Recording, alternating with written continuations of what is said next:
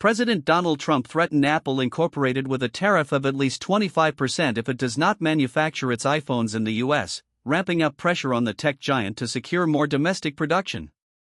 I have long ago informed Tim Cook of Apple that I expect their iPhones that will be sold in the United States of America will be manufactured and built in the United States, not India, or anyplace else, Trump said in a post on Truth Social on Friday. If that is not the case, a tariff of at least 25% must be paid by Apple to the U.S. U.S. equity futures dropped to session lows on Trump's announcement, with Nasdaq 100 contracts leading the decline. Apple shares sank 4%.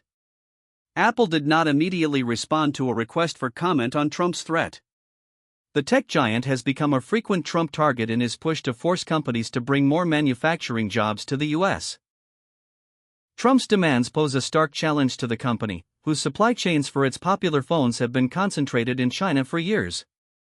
Building iPhones from scratch in the US would be extremely difficult even for a cash-rich company like Apple, with a lack of domestic engineering and manufacturing talent making that nearly impossible in the short run. Apple manufactures most of its iPhones in China and has no smartphone production in the US. The company has promised to hire more workers in the U.S. and pledged to spend $500 billion domestically over the next 4 years.